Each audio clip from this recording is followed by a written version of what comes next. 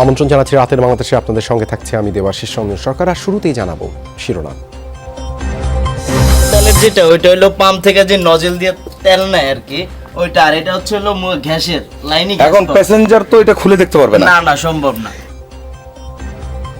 বাড়তি ভাড়া আদায়ে গ্যাস চালিত বাসের তেলেসমাতি, ভ্রাম্যমাণ আদালতকে ফাঁকি দিতে মিটার ও সিলিন্ডারের জায়গা বদল। কিন্তু এটা গ্যাস, এটা করছে এখন পর্যন্ত কেউ? এটা অন্য ধরা খানে, কিন্তু এটা এমনি করে। আবার কোম্পানি বলতে 26 টাকা করে ভাড়া। বাস মালিক সমিতিরা জিতে, সরকার পক্ষরা জিতে, বড় বড় বিজনেসম্যানরা জিতে, শুধু আমরা জনগণ পাবলিকরা ভোগান্তিতে পড়ি। রাজধানীর গণপরিবহনে হযবরল অবস্থা, সিটিং ওয়ে বিল নিয়ে মালিক শ্রমিকের মুখোমুখি অবস্থানে আজ মিরপুর রুটে চলেনি বেশিরভাগ বাস। অর্ধেক ভাড়া পায় 30 টাকা, অর্ধেক ভাড়া গেল 15 টাকা, কিন্তু মালিক তো রাজশাহী 32 টাকা করে গুণা নেয়। তাহলে এই ড্রাইভার স্টাফটা বেতন পায় কোথা থেকে? আমরা জুলুম করে 10 টাকা ভাড়া বেশি নিচ্ছি, সেই ক্ষেত্রে আমাদের সাথে মারামারি হচ্ছে। আমরা সেই মারামারি চাই না। গুরুতর অসুস্থ খালেদা জিয়াকে দ্রুত বিদেশে নেওয়া জরুরি, জানালেন মির্জা ফখরুল। আবেদন নতুন করে বিবেচনার সুযোগ নেই, সংসদে আইনমন্ত্রী। যে দরখাস্তটা করা হয়েছিল সেই দরখাস্তটা নিষ্পত্তি হয়ে গেছে, কোথাও নাই যে ওটাকে আবার টেনে এনে রিভাইভ করতে পারে। তার যদি কিছু হয়ে যায় তোর সমস্ত দায় দায়িত্ব কিন্তু এই সরকারকেই বহন করতে হবে। সাক্ষ্য আইনে যৌন অপরাধের অভিযোগকারীকে দুশ্চরিত্রা উল্লেখের ধারা চ্যালেঞ্জ করে রিট, ধারা বাতিলের উদ্যোগ নেয় শুনানি মুলতবি। বস্তিতে ভ্যাকসিন কর্মসূচির প্রথম দিনে করাইলে 6,500 জনকে টিকাদান। স্বাস্থ্য মন্ত্রণালয়ের ফাইল গায়েবের ঘটনায় 4 কর্মচারী সাময়িক বরখাস্ত। আগামী বছর ডিসেম্বরে মেট্রো রেলে চলবে 10 থেকে 12টি ট্রেন। ক্রিকেটার ও গণমাধ্যম কর্মীদের নিয়ে প্রকল্প এলাকা ঘুরে দেখলেন জাপানি রাষ্ট্রদূত। এছাড়াও রাতের বাংলাদেশে থাকছে লিটন, সৌম্য, রুবেলকে বাদ দিয়ে পাকিস্তানের বিপক্ষে টি-20 দল ঘোষণা। 31 সালের ওয়ানডে বিশ্বকাপের যৌথ আয়োজক বাংলাদেশ।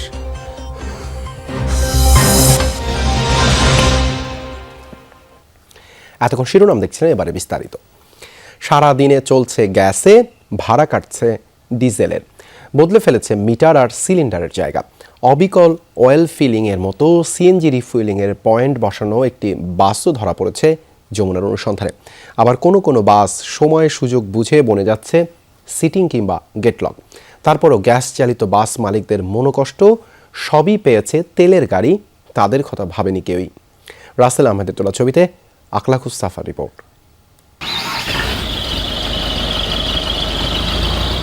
সেফটি পরিবহনের এই বাসটি দেখে কি মনে হয়? অবিকল তেলে চলা বাসের অয়েল ফিলিং পয়েন্ট, খুললে সেখানে সিএনজি নেয়ার নোজল। কোথাও দেখা গেল না গ্যাসের মিটার, মূল জায়গা থেকে আরও সরিয়ে বসানো গ্যাসের সিলিন্ডার। দাম বাড়ার প্রথম দিন থেকেই তেলের পরিচয়ে ভাড়া আদায় করছে বাসটি।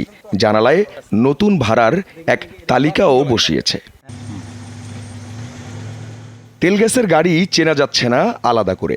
গ্যাসে চলা গাড়ি শতকরা 1 ভাগও নেই।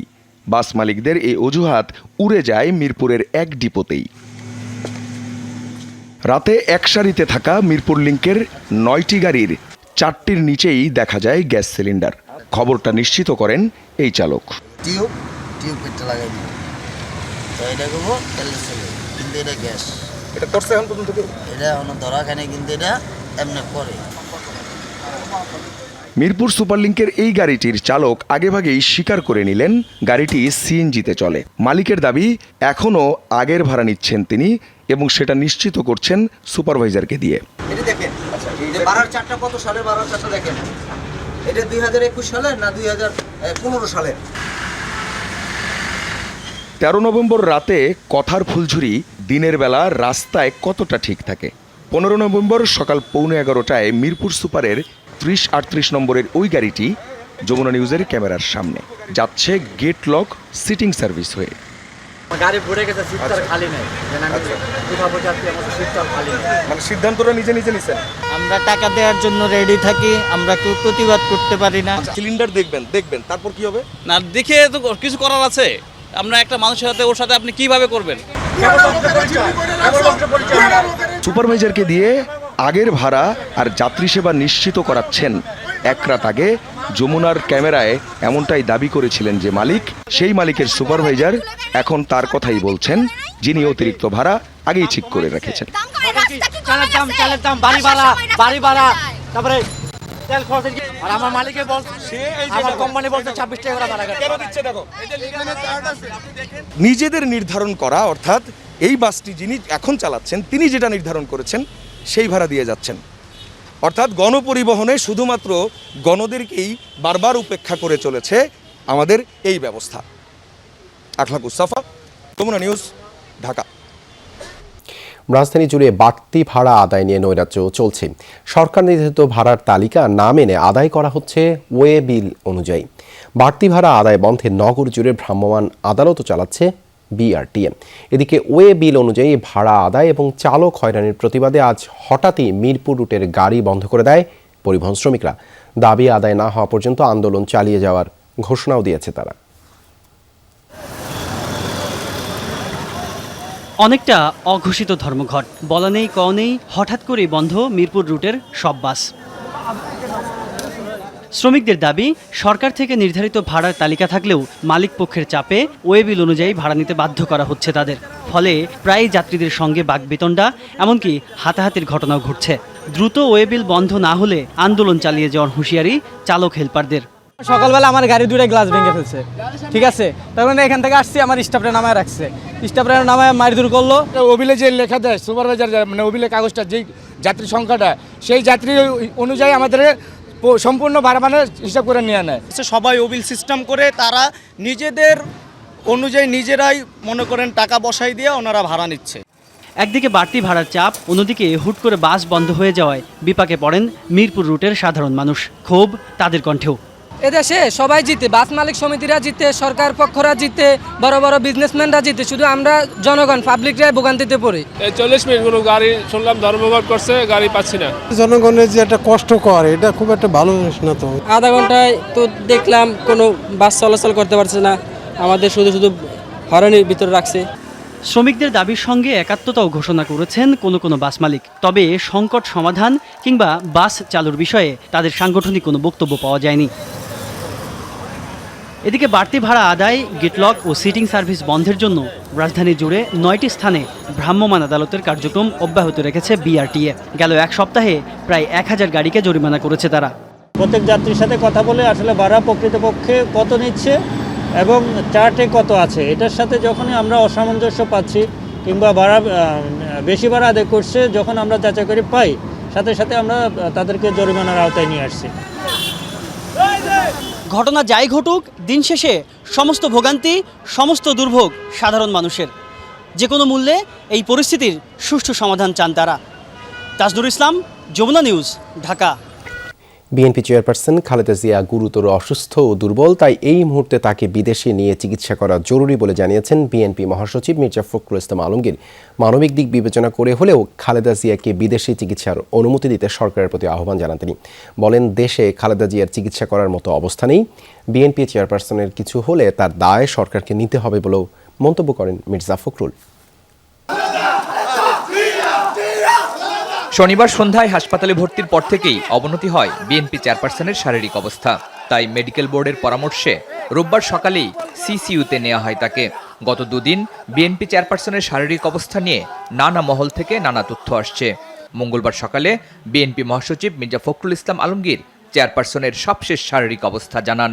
দেশনেত্রী বেগম খালেদা জিয়া অত্যন্ত অসুস্থ, অনেক বেশি অসুস্থ। আমি ঠিক আপনাদেরকে বলে বোঝাতে পারবো না। এর আগে প্রায় 1 মাস চিকিৎসা নিয়ে 7 নভেম্বর বাসায় ফিরেছিলেন খালেদা জিয়া। সপ্তাহ না পেরোতেই আবারও হাসপাতালে ভর্তি হতে হলো তাকে। মির্জা ফখরুল জানান, যে কোনো পরিস্থিতির দায় নিতে হবে সরকারকেই। তাকে শুধু রাজনীতি থেকে সরিয়ে দেওয়ার জন্যই আজকে এই ভয়াবহভাবে যে চক্রান্ত, সেই চক্রান্তে তাকে এখন জীবন থেকে সরিয়ে দেওয়ার চক্রান্ত শুরু হয়েছে। এই নেত্রী গণতন্ত্রের নেত্রী, এবং তার যদি কিছু হয়ে যায় তোর সমস্ত দায় দায়িত্ব কিন্তু এই সরকারকেই বহন করতে হবে। জানান, নানা জটিলতা থাকায় এখন আর দেশে সম্ভব নয় খালেদা জিয়ার চিকিৎসা। মানবিক দিক বিবেচনায় হলেও উন্নত চিকিৎসার জন্য তাকে বিদেশে নিতে সরকারের প্রতি আহ্বান জানান ফখরুল। তার চিকিৎসাটা হচ্ছে অনেক ধরনের অসুখের। এই অসুখগুলো যদি সত্যিকার অর্থেই সুষ্ঠু চিকিৎসা করতে হয়, তাহলে এই দেশে সেই ধরনের কোনো মেডিকেল সেন্টার বা হাসপাতাল নেই যা এই মাল্টি ডিসিপ্লিনারি ডিজিজের চিকিৎসা করতে পারে। আজকে আমরা তাই বলতে চাই যে আপনাদের শুভবুদ্ধির উদয় হোক, আপনারা দয়া করে আপনারা মানবতার স্বার্থে দেশনেত্রী বেগম খালেদা জিয়াকে তার বাইরে চিকিৎসার সুযোগ করে দেন, যেটা তার পরিবার থেকে আবেদন করা হয়েছে। দীর্ঘদিন ধরেই আর্থ্রাইটিস, ডায়াবেটিস, দাঁত ও চোখের সমস্যা সহ নানা জটিলতায় ভুগছেন বিএনপি চেয়ারপারসন। এপ্রিলের শুরুতে করোনা আক্রান্ত হওয়ার পর পরিস্থিতি আরও জটিল হয়। পল্টনের দলীয় কার্যালয়ে খালেদা জিয়ার সুস্থতা কামনায় দেশবাসীর কাছে দোয়া চান বিএনপি মহাসচিব। আল্লাহ তাআলা তাকে যেন সুস্থ করেন। শরীফুল ইসলাম খান, যমুনা নিউজ, ঢাকা। বর্তমান অবস্থায় খালেদা জিয়ার আবেদন নতুন করে বিবেচনার সুযোগ নেই। সংসদ অধিবেশনের আলোচনায় এই মন্তব্য করেন আইনমন্ত্রী আনিসুল হক। জানান, বিদেশে চিকিৎসার জন্য যেতে হলে খালেদা জিয়াকে পুনরায় জেলখানায় গিয়ে নতুন করে আবেদন করতে হবে। তারপরও সেই আবেদন বিবেচনা করা হবে কিনা তা দেখবে সরকার। এর আগে বিএনপি সংসদ সদস্যরা দলের চেয়ারপারসনকে বিদেশে চিকিৎসা নিতে যাওয়ার সুযোগ দেওয়ার আহ্বান জানান। মাননীয় সদস্যবৃন্দ, দিনের কার্যসূচিভুক্ত বিরোধী দলীয় নেতা ও উপনেতার পারিতোষিক ও বিশেষাধিকার বিল নিয়ে আলোচনায় উঠে আসে বিএনপি চেয়ারপারসন খালেদা জিয়ার চিকিৎসার বিষয়টি। বিএনপির সংসদ সদস্য হারুনুর রশিদ ও ব্যারিস্টার রুমিন ফারহানা বলেন, আইনমন্ত্রীর কাছে এই ক্ষমতা আছে এ বিষয়ে সিদ্ধান্ত নেয়ার। শিশুতে অবস্থান করছেন, উনার সুচিকিৎসার জন্য উনার পরিবারের পক্ষ থেকে, দলের পক্ষ থেকে আমরা দাবি জানাচ্ছি যে উনাকে বিদেশের চিকিৎসার সুযোগটা দেন। 401 ধারা অনুযায়ী সরকার চাইলে যে কোনো সময় যে কোনো দেশে উন্নত চিকিৎসার জন্য যেতে পারবেন দেশনেত্রী বেগম খালেদা জিয়া। জবাবে আইনমন্ত্রী বলেন, এ বিষয়ে বিভ্রান্তি ছড়াচ্ছেন বিএনপি নেতারা। জানান, 401 ধারায় করা খালেদা জিয়ার আবেদনের নিষ্পত্তি হয়ে গেছে। এর উপধারাগুলোও তুলে ধরেন তিনি। একটা নিষ্পত্তিকৃত দরখাস্তের উপরে আর কোনো অর্ডার দেওয়া যায় না। মিসেস খালেদা জিয়া যদি আবারও জেলখানায় গিয়ে আবারও অ্যাপ্লাই করেন, তখন আমরা বিবেচনা করব। কিন্তু যেই অবস্থায় আছেন সেই অবস্থায় এই 401 ধারায় এই কোনো পদক্ষেপ নতুন করে বিবেচনার কোনো সুযোগ নাই। জাতীয় সংসদে আলোচনায় আসে সাম্প্রতিক ইউনিয়ন পরিষদ নির্বাচন সহ বেশ কয়েকটি বিষয়।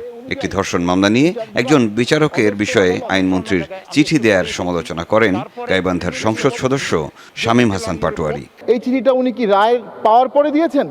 জবাবে এর ব্যাখ্যা দেন আইনমন্ত্রী। বলেন, আইনের ব্যত্যয় ঘটিয়ে কোনো কিছুই করা হয়নি। যে আমি বলেছি, উনি বিচার যা করেছেন, রায় দিয়েছেন, সেটা ওনার ব্যাপার, সেটা আপিলে সিদ্ধান্ত হবে। উনি কাকে সরাবেন, কাকে রাখবেন, that I also did not suggest. মাননীয় প্রধান বিচারপতি, এই ব্যাপারটা আপনি একটু দেখবেন। অধিবেশনে বিরোধী দলীয় নেতা এবং উপনেতার পারিতোষিক ও বিশেষাধিকার বিল 2021 ও স্পেশাল সিকিউরিটি ফোর্স বিল 2021 সংসদে পাশ করা হয়। এতে তো কারো কিছু যায় আসবে। মোহসিনুল হাকিম, যমুনা নিউজ, ঢাকা। নৌবাহিনীতে চাকরির প্রলোভন দেখে টাকা নিয়ে ভুক্তভোগীকে আটকে রাখার অভিযোগে 2 জনকে আটক করা হয়েছে রাজধানীর পল্লবী থেকে। 30 জন ভুক্তভোগীকে উদ্ধারও করেছে পুলিশ। সেখানে আছেন সহকর্মী আলামিন হক। যাচ্ছি তার কাছে। আলামিন, ঘটনার বিস্তারিত জানাবেন আমাদেরকে।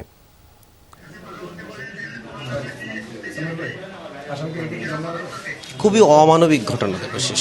এ ধরনের ঘটনা রাজধানী তো বটেই, সারা দেশেই ঘটে আসছে। আইন শৃঙ্খলা বাহিনী তৎপর হয়ে উঠেছিলেন জন্য আসলে শেষ পর্যন্ত একটা সমাধান হয়েছে। আপনি নিশ্চয়ই ছবিতে দেখতে পাচ্ছেন যে 2 জনকে ইতিমধ্যে পুলিশ আটক করেছেন। আসলে তারাই মূল হোতা। এর মধ্যে একজন যিনি পাঞ্জাবি পরিহিত, তিনি একসময় বিমান বাহিনীতে চাকরি করতেন বলে দাবি করেছেন এবং তাকে সেখান থেকে বরখাস্ত করা হয়েছে, এমনটি তার দাবি। এবং সেই সুযোগেই কিনা হয়তো তিনি তার নেটওয়ার্ক গড়ে তুলেছিলেন এবং সেই সারা বাংলাদেশে, বিশেষ করে উত্তরাঞ্চলের চাঁপাইনবাবগঞ্জ সহ 3টি জেলার ভুক্তভোগী যারা পরীক্ষা দেবেন, আগামীকাল বিমান বাহিনীর পরীক্ষা আছে আপনি জানেন, সেই পরীক্ষার্থী থেকে আসলে মূলত টার্গেট করা হয়। এই যে ভুক্তভোগী, এরা কিন্তু লজ্জায় মুখ দেখাতে চাচ্ছেন না। তারাও আসলে পরিবারকে কি বলবেন, কি জানাবেন, এমনটি লজ্জায় তারা পড়েছেন, যে কারণে তারা আমাদের সঙ্গে কথা বলতে লজ্জা পাচ্ছিলেন। কেননা তারাও তো চুক্তি করে এসেছিলেন। তারা ভেবেছিলেন হয়তো গেলে চাকরিটা হবে, কারো 10 থেকে 11 লাখ টাকা কিংবা 8 লাখ টাকা, তাদের কাছ থেকে নেয়া এমন একটা দাবি করা হয়েছে, তো চাকরি হলে তাদেরকে এটা দেওয়া হবে। এবং সবচেয়ে অমানবিক ঘটনা যেটি ঘটেছে, এই সব ভুক্তভোগী যখন এসেছেন তখন এই যে দুইজনকে আটক করা হয়েছে তাদের বিরুদ্ধে গুরুতর অভিযোগ রয়েছে।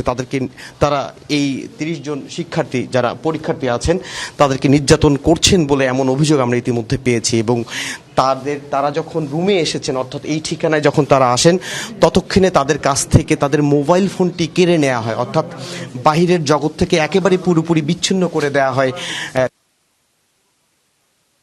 না পারেন। এবং যে কারণেই আসলে তারা পুলিশের সঙ্গে যোগাযোগ করতে পারেননি।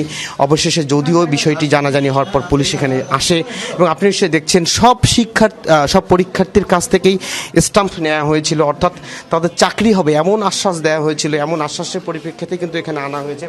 এ ধরনের অভিযোগ আমরা পেয়ে থাকি, কিন্তু নির্যাতনের যে ঘটনা ঘটেছে সেটির বিচার চান এইসব পরীক্ষার্থী এবং যেন এই ঘটনা না ঘটে। দেবাশিস, ধন্যবাদ আলামিন যুক্ত হবার জন্য। বলাৎকার বা শ্লীলতাহানির চেষ্টার অভিযোগকারীকে সাধারণভাবে দুশ্চরিত্রা হিসেবে দেখানো যেতে পারে সাক্ষ্য আইনের এমন বিতর্কিত ধারা বাতিল নিয়ে শুনানি হয়েছে হাইকোর্টে। আদালত বলেন, যেহেতু সরকার সাক্ষ্য আইনের ধারা বাতিলের সিদ্ধান্ত নিয়েছে, সেহেতু এ সংক্রান্ত রিটের শুনানি 4 জানুয়ারি পর্যন্ত মুলতবি থাকবে। ব্রিটিশ আমল 1872 সালের সাক্ষ্য আইনের 155 ধারায় বলা হয়েছে, কোনো লোক যখন বলাৎকার কিংবা শ্লীলতাহানির চেষ্টার অভিযোগে সোপর্দ হয় তখন দেখানো যেতে পারে যে অভিযোগকারিণী সাধারণভাবে দুশ্চরিত্রা। আর 146 ধারায় বলা হয়েছে, সাক্ষীর চরিত্র নিয়েও প্রশ্ন করা যেতে পারে, যাতে সে এমন তথ্য দেয় যা দোষী বা নির্দোষ সাব্যস্ত করতে সহায়ক হবে। ধারা দুটির বৈধতা চ্যালেঞ্জ করে দায়েরকৃত রিটের শুনানিতে ব্যারিস্টার সারা হোসেন বলেন, এগুলো সংবিধানের সাথে সাংঘর্ষিক। দুটি ধারাই নারীর প্রতি বৈষম্যমূলক। আমরা মনে করি যে এই ধারাটা একেবারে সংবিধানের বিরোধী এবং আমাদের নারীর যে অধিকার নিশ্চিত করা আছে সংবিধানে, সমান অধিকারের বিষয়গুলো বলা আছে, সেগুলোর পরিপন্থী। অ্যাটর্নি জেনারেল বলেন, সাক্ষ্য আইনের এ ধারা বাতিলের সিদ্ধান্ত নিয়েছে সরকার। শেষ হয়েছে ড্রাফটিংও। ওয়ার্কশপ হয়েছে, একটা আলোচনা হয়েছে, সেখানে বিভিন্ন মতামত উঠে আসছে। এই সেকশনটা সবাই একমত, এটা বাতিল করতে হবে, এটা সেটেল হয়ে গেছে ধরতে পারেন। যে এখানে মাননীয় আইনমন্ত্রী মহোদয় যখন তুললেন তখন সবাই বললেন, ওনাকে ধন্যবাদ জানিয়েছেন। ওইখানে মানবাধিকার কমিশনের চেয়ারম্যান ছিলেন, আমি নিজে ছিলাম। হাইকোর্ট বলেন, এমন ধারা তারাও সমর্থন করেন না, এটা অবশ্যই পরিবর্তন করতে হবে। ইব্রাহিম খলিল, যমুনা নিউজ, ঢাকা।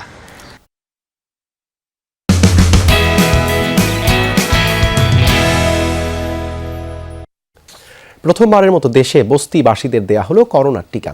রাজধানীর মহাখালীতে করাইল বস্তিতে দেয়া হয় এই ভ্যাকসিন। মোট 11টি কেন্দ্রে 25টি বুথে 6500 বস্তিবাসী টিকা পান। টিকাদান কার্যক্রম শুক্র শনিবারও চালু থাকবে। করাইল বস্তির পর পর্যায়ক্রমে অন্য বস্তিগুলোতেও দেয়া হবে করোনার ভ্যাকসিন। দেশের সবচেয়ে বড় করাইল বস্তিতে প্রায় লাখো মানুষের বসবাস। প্রথমবারের মতো এই বস্তি থেকেই শুরু হয়েছে করোনার টিকাদান কার্যক্রম। অনস্পট রেজিস্ট্রেশনের মাধ্যমে সকাল 10টায় টিকাদান শুরু হয়। নির্ধারিত লাইনে দাঁড়ালেই তাৎক্ষণিকভাবে নিবন্ধন করে দেন স্বেচ্ছাসেবকরা। নিবন্ধন করছিলাম, তারপরে ওইটার আবার মেসেজ যায়নি, পরে এইখানে আর কি আসতে বললো আর কি। রেজিস্ট্রেশন করতে কি কোনো সমস্যা হয়েছে? না, কোনো সমস্যা হয় নাই।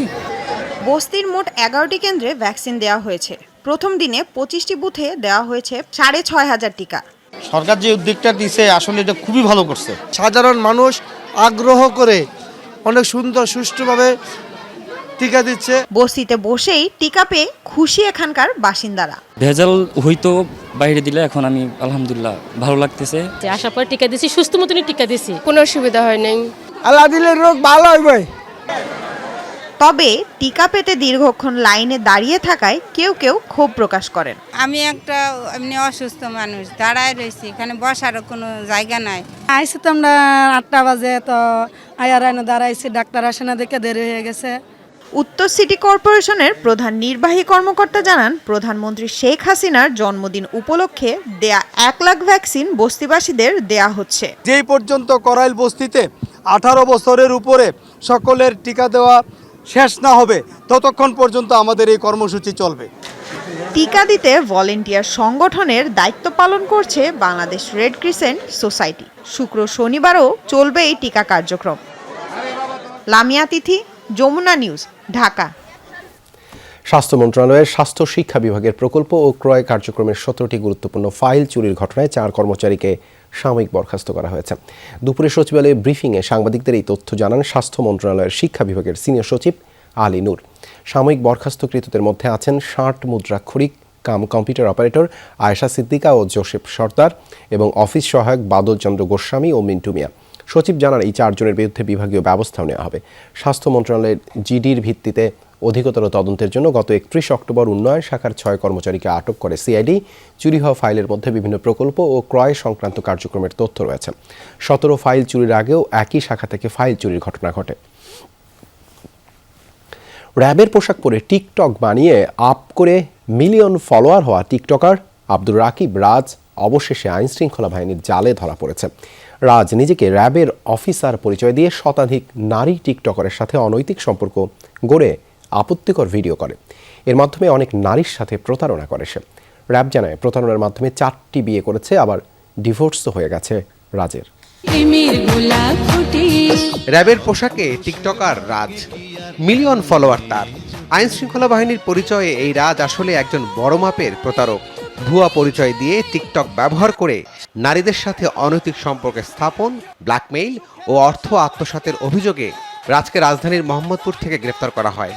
দুপুরে র্যাবের মিডিয়া সেন্টারে সংবাদ সম্মেলনে রাজকে গ্রেফতারের কথা জানিয়ে র্যাব জানায়, প্রাথমিক জিজ্ঞাসাবাদে সে আইনশৃঙ্খলা বাহিনীর পরিচয় দিয়ে প্রতারণার কথা স্বীকার করে। বিশ্বাসযোগ্যতা অর্জনে আইনশৃঙ্খলা বাহিনীর মতো চুল কাটাসহ পোশাক পরত। র্যাব ঢাকাতে বদলে এসেছে এবং আমাদের আইনশৃঙ্খলা বাহিনী কোনো একটি স্থাপনাকে পাশে রেখে সে একটি টিকটক ভিডিও কন্টেন্ট তৈরির মাধ্যমে সে একটি বিশ্বাসযোগ্যতা অর্জনের তার একটি ইচ্ছা ছিল। এসএসসি পাস রাজ আগে গার্মেন্টসে চাকরি করত। প্রতারণার মাধ্যমে 4টি বিয়েও করেছে সে। বহু নারী টিকটকারদের আপত্তিকর ছবি ধারণ করে রাজ তাদের কাছ থেকে অর্থ হাতিয়ে নিত। তার মোবাইল বা তার যে গ্যাজেট আমরা পেয়েছি বা তার যে মেমোরি কার্ড পেয়েছি, এখানে শতাধিক বিভিন্ন মেয়ের সাথে তার ছবি এবং এডিট করা ছবি সে আমরা পেয়েছি। প্রাথমিক জিজ্ঞাসাবাদে সে আমাদেরকে তথ্য দেয় এই ধরনের ছবির মাধ্যমে সে অনেককেই ইতিমধ্যে ব্ল্যাকমেল করেছে। ব্ল্যাকমেলের মাধ্যমে সে অর্থ সংগ্রহ, যার কাছ থেকে যা পেয়েছে। টিকটক সহ সামাজিক যোগাযোগ মাধ্যমে রাজের মতো আরও অনেক প্রতারক সক্রিয় আছে। এদের ধরতে র্যাবের সাইবার টিমও কাজ করছে। তৎক্ষণাৎ ব্যবস্থা নিচ্ছি। রাবি সিদ্দিকী, যমুনা নিউজ, ঢাকা। নিজের প্রিয় ক্যাম্পাস রাজশাহী বিশ্ববিদ্যালয়ের কেন্দ্রীয় গ্রন্থাগারের সামনেই সমাহিত হলেন বরেণ্য কথাশিল্পী হাসান আজিজুল হক। এর আগে তার মরদেহ বিশ্ববিদ্যালয় কেন্দ্রীয় শহীদ মিনারে নেওয়া হলে শ্রদ্ধা জানান সর্বস্তরের মানুষ। বিশ্ববিদ্যালয় কেন্দ্রীয় মসজিদে জানাজার নামাজ শেষে তাকে দাফন করা হয়। রোদে যেতে চেয়েছিলেন তিনি, সেই এক টুকরো রোদমাখা প্রিয় ক্যাম্পাসের গ্রন্থাগারের সামনেই চিরনিদ্রায় শায়িত হলেন হাসান আজিজুল হক। আমাদের এই বিদ্যা মন্দিরের যে পবিত্র অঙ্গন লাইব্রেরি, সেই লাইব্রেরির কাছে স্যারকে রাখছি, কারণ এখান থেকে স্যার লাইব্রেরিতে যারা যাবে বা যেহেতু স্যার সারা জীবন তার বই পুস্তকের মধ্যে সময় কেটেছে, এই জন্য আমরা লাইব্রেরিটা সিদ্ধান্ত নিয়েছি। এটা হলো আমাদের প্রথম পদক্ষেপ। এর আগে বেলা 11:30টায় নিজ বাড়ি উজান থেকে নন্দিত কথা সাহিত্যিক হাসান আজিজুল হকের মরদেহ আনা হয় ক্যাম্পাসে, নেওয়া হয় দর্শন বিভাগের সামনে, সেখান থেকে নেওয়া হয় কেন্দ্রীয় শহীদ মিনার প্রাঙ্গণে। শ্রদ্ধা জানানোর শেষে বাদ জোহর বিশ্ববিদ্যালয়ের কেন্দ্রীয় মসজিদে হয় তার জানাজা। প্রগতিশীল সমস্ত আন্দোলন সংগ্রামের মধ্যে রাজশাহী বিশ্ববিদ্যালয়ে তিনি একটা উজ্জ্বল নক্ষত্র। শুধু কথা সাহিত্যেই তার অবদান সীমাবদ্ধ নয়, জীবন ঘষে আগুন তিনি জ্বেলেছেন আমৃত্যু আজীবন, যার বীজ বোনা হয়েছে দেশের শিল্প সংস্কৃতির অঙ্গনে। উনি সবসময় যাদের গল্প বলা হয় না, আমরা যাদের গল্প আসলে ইতিহাসে জায়গা পায় না, এরকম উপেক্ষিত মানুষ যাদের ভয়েস আমরা বলি ভয়েসলেসকে, উনি সবসময় কণ্ঠহীনদেরকে কণ্ঠ দিয়েছেন। আমি যে একজন সংস্কৃতি কর্মী হতে পেরেছি, এখানে তার অনেক অবদান আছে, তার লেখার অবদান আছে, তার বলার অবদান আছে। মহামারী, অনাহার, দেশভাগ, সাম্প্রদায়িক বিভাজন, মুক্তিযুদ্ধ, স্বদেশ, স্বভাষা ও নামহীন গোত্রহীন মানুষের অপ্রকাশের ভার যেন তিনি এক অসামান্য দরদে মুড়ে নিজ কাঁধে তুলে নিয়েছিলেন। সেই অলরাউন্ডার চলে গেছে, সেটা অন্যরা বলুক, কিন্তু আমার নিজের দুঃখ চলে গেছে সেটাই। তিনি আমাদের দুর্যোগের মুহূর্তে আমাদের ভরসা ছিলেন। সমুদ্রের স্বপ্ন আর শীতের অরণ্যের মতোই ব্যপ্ত ছিল তার কর্মজীবন। সবকিছু ছাপিয়ে তিনি যেন হয়ে উঠেছিলেন এক মহিরুহ। তিনি সাংস্কৃতিক আন্দোলনের পুরোধা, তিনি নাট্য আন্দোলনের সঙ্গে সম্পৃক্ত ছিলেন, তিনি সামাজিক আন্দোলনে তরুণদেরকে উজ্জীবিত করেছেন, সাহিত্য আন্দোলনে যুক্ত করেছেন অসংখ্য মহৎ প্রাণ। দীর্ঘ প্রায় 6 দশক ধরে তিনি বাংলা কথা সাহিত্যকে দিয়েছেন নতুন সব দিশা। তার পুরাতন আখরগুলি নিজেরাই যেন এক একটা আগুন পাখি হয়ে উঠেছে, যা প্রজন্ম থেকে প্রজন্মান্তরে আমাদের পথ দেখাবে। শিবলি নোমান, যমুনা নিউজ, রাজশাহী। মেট্রো রেলের কাজ এগিয়ে চলছে দ্রুত। কয়েকজন ক্রিকেটার সহ অগ্রগতি ঘুরে দেখেছেন জাপানের রাষ্ট্রদূত। সবারই আশা আগামী বছরের ডিসেম্বরে 10 থেকে 12টি ট্রেন দিয়ে মেট্রো রেলের যাত্রা শুরু হলে রাজধানীতে কমবে যানজট। সারা বিশ্ব দেখতে পাবে বাংলাদেশের উন্নয়নের আরেকটি স্মারক। আহমেদ রেজা জানাচ্ছেন বিস্তারিত। সম্ভাবনা, এগিয়ে যাওয়া বা নিজস্বতা, যেভাবেই বলা হোক, সব বিশেষণেই বিশেষায়িত বাংলাদেশের অগ্রযাত্রা। উন্নয়ন অগ্রযাত্রার পালকে যুক্ত হয়েছে মেট্রো রেল। প্রকল্পের মেয়াদ অনুযায়ী আগামী বছরের ডিসেম্বরের শেষে ঢাকার বুকে চলবে মেট্রো রেল। কাজের অগ্রগতি দেখতে রাজধানীর ডিয়াবাড়িতে ডিএমটিসিএল এর ব্যবস্থাপনা পরিচালক ও নির্মাণ অংশীদার জাপানের রাষ্ট্রদূত, সাথে জাতীয় ক্রিকেট দলের কয়েকজন সদস্য। প্রকল্প এলাকা ঘুরে দেখার পাশাপাশি পরীক্ষামূলকভাবে চালানো হয় মেট্রো রেল। এই মুহূর্তে মেট্রো রেলের 7টি ট্রেন ট্রায়ালে আছে। আগামী বছর ডিসেম্বরের মধ্যেই ডিয়াবাড়ি থেকে আগারগা পর্যন্ত 10 থেকে 12টি ট্রেন চালু করা হবে। আনুষ্ঠানিক যাত্রার আগে প্রায় 1 বছর ধরে চলবে পারফরমেন্স ও ট্রায়াল। আমরা কর্মপরিকল্পনার চেয়ে বেশি অগ্রসর হয়ে আছি। আমরা আশা করি যে এই সময়ের ভিতরে আমরা মেট্রো রেল ঢাকা মহানগরবাসী এবং বাংলাদেশের সকল জনসাধারণকে উপহার দিতে পারব। উন্নত দেশের সাথে ক্রমবর্ধমান প্রতিযোগিতায় নিজেদের উন্নয়ন সত্যি আশা জাগানিয়া। মেট্রো রেল যানজট থেকে রাজধানীবাসীকে মুক্তি দেবে বলেও আশা ক্রিকেটারদের।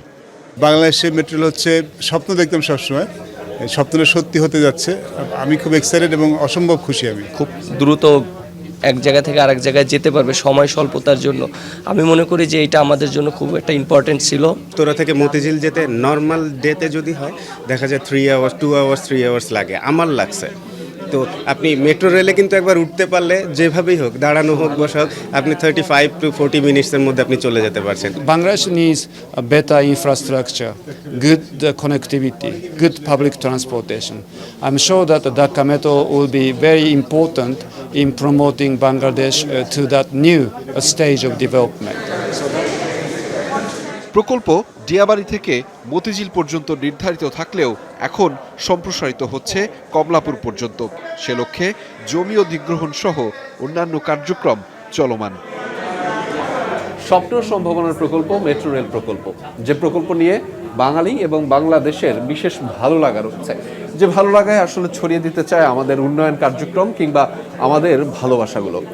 এই কার্যক্রম আগামী ডিসেম্বরের শেষ হবে, আর তারপরেই বাংলাদেশে কিন্তু আনুষ্ঠানিকভাবে মেট্রো রেলের কার্যক্রমের বা মেট্রো রেলের যে যাত্রা সেটি আসলে শুরু হবে। তাই অপেক্ষা আর আগ্রহ নিয়ে অপেক্ষা করছে বাংলাদেশের মানুষ। আহমেদ রেজা, যমুনা নিউজ, ঢাকা। বাংলাদেশ শিল্পকলা একাডেমির উন্মুক্ত মঞ্চে হয়ে গেল বাঙালির ঐতিহ্যবাহী নবান্ন উৎসব। আয়োজনে ছিল নাচ, গান আর আবৃত্তি। আবহমান কাল থেকে হয়ে আসা পিঠাপুলির রেওয়াজের সাথে সঙ্গতি রেখে উৎসব প্রাঙ্গণে ছিল পিঠার স্টলও।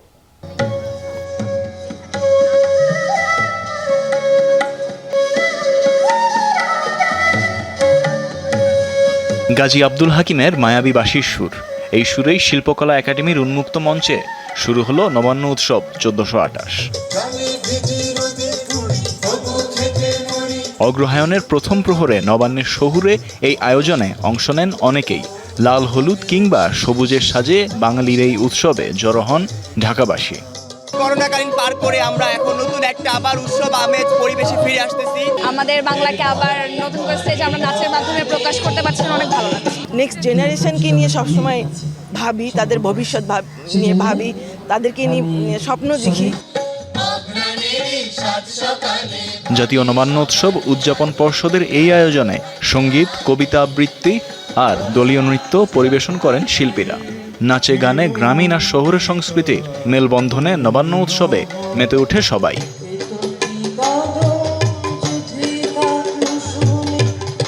নবান্নে নতুন চালের তৈরি পিঠাপুলি আর রকমারি খাবার দিয়ে আতিথেয়তার রেওয়াজ প্রাচীনকালের, তাই বিভিন্ন পদের পিঠা নিয়ে বসেছিল স্টল। আগামী প্রজন্ম যারা বেড়ে উঠছে, আমাদের পিঠেগুলো পুলিগুলো তারা হটডগ পিজার সাথে সেগুলোও চেনে, যাতে আমাদের ছোটরা জানতে পারে যে নানির কথা, তার দাদি কীভাবে পিঠা বানাতো। তরুণ প্রজন্মের কাছে বাঙালির গ্রামীণ উৎসবকে নতুন আঙ্গিকে উপস্থাপনের জন্যই এমন আয়োজন। তানভীর মৌসুম, যমুনা নিউজ, ঢাকা। যুক্তরাষ্ট্রকে পেছনে ফেলে এখন বিশ্বের সবচেয়ে ধনী দেশ চীন। মার্কিন পরামর্শ প্রতিষ্ঠান ম্যাককিনসে অ্যান্ড কোম্পানির গবেষণার বরাত দিয়ে এই তথ্য জানায় আন্তর্জাতিক গণমাধ্যম ব্লুমবার্গ। বৈশ্বিক আয়ের 60% বেশি দখলে রয়েছে এমন 10 দেশের আয় ব্যয়ের হিসেব পর্যালোচনা করে তৈরি করা হয়েছে এই প্রতিবেদন। এতে বলা হচ্ছে 2000 সালে বিশ্বের নিট সম্পদের পরিমাণ ছিল $156 ট্রিলিয়ন, 2020 সালে 3 গুণ বেড়ে সে সম্পদের পরিমাণ দাঁড়িয়েছে $514 ট্রিলিয়ন। আর এই সম্পদের 1/3 চীনের দখলে। গেল 2 দশকে চীনের সম্পদের পরিমাণ বেড়েছে $113 ট্রিলিয়ন। চীনের পরের অবস্থানে আছে যুক্তরাষ্ট্র। গবেষণা বলছে সবচেয়ে বড় অর্থনীতির এই দেশ দুটির 2/3 বেশি সম্পদের মালিকানা আছে মাত্র 10% পরিবারের হাতে। মুশফিকুর রহিমকে বিশ্রামে রেখে 16 সদস্যের টি-20 দল ঘোষণা করেছে বাংলাদেশ ক্রিকেট বোর্ড। টেস্টের টানা ব্যস্ততায় মুশফিকুর রহিমকে বিশ্রামে রাখার দাবি মিনহাজুল আবেদিনের। বাদ পড়েছেন লিটন, সৌম্য ও রুবেল। নতুন মুখ আকবর আলী। দলে ঢুকেছেন ইয়াসির রাব্বি, সাইফ হাসান, নাজমুল শান্ত, শহীদুল ইসলাম ও আমিনুল বিপ্লবরা। টি-20 বিশ্বকাপে ভরাডুবির পর পাকিস্তান সিরিজে দল ঘোষণা। নানা আলোচনা সমালোচনার পর বেশ কয়েকটি পরিবর্তন ছিল অনুমেয়। মাহমুদুল্লাহ রিয়াদের নেতৃত্বে 9 ব্যাটসম্যানের সাথে 4 পেসার ও 3 স্পিনার নিয়েই দল গড়েছেন নির্বাচক প্যানেল। 1 বছরের কম সময়ের ব্যবধানে অস্ট্রেলিয়ার মাটিতে বিশ্বকাপ, আর তাই তো নতুনে আস্থা প্রধান নির্বাচকের।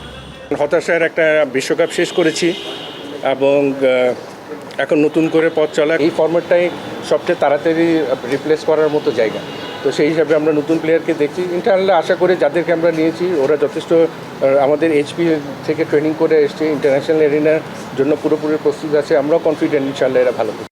বিশ্বকাপ স্কোয়াড থেকে বাদ পড়েছেন 6 ক্রিকেটার। সাকিব সাইফুদ্দিন ইনজুরিতে, সৌম্য, লিটন পারফরমেন্স বিবেচনায় বাদ, আর ম্যাচ না খেলেই বিদায় রুবেল হোসেনের। প্রধান নির্বাচক বলছেন আসন্ন টেস্ট চ্যাম্পিয়নশিপের 4 ম্যাচকে ভাবনায় রেখে বিশ্রামে রাখা হয়েছে মুশফিককে। তবে মুশির টি-20 ক্যারিয়ারকে এখানেই শেষ দেখছেন না প্রধান নির্বাচক। 4টা টেস্ট ম্যাচ আছে, আমাদের কি player, one of the best cricketer. আমরা চাচ্ছি যে আমাদের বেস্ট প্লেয়ারকে সেই সময় সেরাটা দেওয়ার জন্য আমরা এই টি-20 সিরিজ থেকে রেস্ট দিচ্ছি। পরবর্তীতে আবার অ্যাভেলেবেল হতে পারবে। এদিকে শান্ত, শহীদুল, বিপ্লব সহ 6 ক্রিকেটারের মধ্যে নতুন মুখ আকবর আলী। প্রথমবারের মতো টি-20তে সুযোগ পেয়েছেন সাইফ হাসান। একজন রিস্ট স্পিনারের অভাব পূরণে আবারও ফিরছেন বিপ্লব। আমরা এখন মনে করি যে একটা স্পিনার আমাদের দরকার, তো দেখা যাক পাকিস্তান সিরিজ থেকে ওকে শুরু করা যায়। কোনো ইনজুরি হলে কিন্তু রিপ্লেস করার জন্য সেকেন্ড উইকেট কিপার দলে নেই, তো সেই হিসাবে ওকে রাখা হয়েছে। টিম ম্যানেজমেন্ট যদি মনে করে ওকে খেলাতে পারবে। বিশ্বকাপ ব্যর্থতায় দলে আমূল পরিবর্তন, তবে নতুন যারা অন্তর্ভুক্ত হয়েছেন তারা নিজেকে প্রমাণের পর্যাপ্ত সুযোগ পাবেন তো? সালাউদ্দিন সুমন, যমুনা স্পোর্টস, ঢাকা। 2031 সালে যৌথভাবে ভারতের সাথে ওয়ানডে বিশ্বকাপের আয়োজন করবে বাংলাদেশ। ক্রিকেটের নিয়ন্ত্রক সংস্থা আইসিসি তাদের টুইটারে জানিয়েছে এই তথ্য। চ্যাম্পিয়ন্স ট্রফি, টি-20 ও ওয়ানডে বিশ্বকাপের আগামী 8 আসরের সূচি চূড়ান্ত করেছে আইসিসি, যেখানে আবারও ফিরেছে চ্যাম্পিয়ন্স ট্রফি। 2025 সালে পাকিস্তান আর 2029 সালে ভারত আয়োজক হবে চ্যাম্পিয়ন্স ট্রফির। 2024 সালে টি-20 বিশ্বকাপ যৌথভাবে আয়োজন করবে মার্কিন যুক্তরাষ্ট্র ও উইন্ডিজ। 2026 সালে পরের আসরের আয়োজক যৌথভাবে ভারত ও শ্রীলঙ্কা। 2027 ওয়ানডে বিশ্বকাপের আয়োজন করবে 3 দেশ, দক্ষিণ আফ্রিকা, জিম্বাবুয়ে ও নামিবিয়া। 2028 সালে টি-20 বিশ্বকাপ যৌথভাবে আয়োজন করবে অস্ট্রেলিয়া ও নিউজিল্যান্ড। আর 2030 সালে টি-20 বিশ্বকাপের আয়োজক ইংল্যান্ড, আয়ারল্যান্ড ও স্কটল্যান্ড। এই ছিল রাতের বাংলাদেশে। এতক্ষণ আমাদের সাথে থাকার জন্য ধন্যবাদ।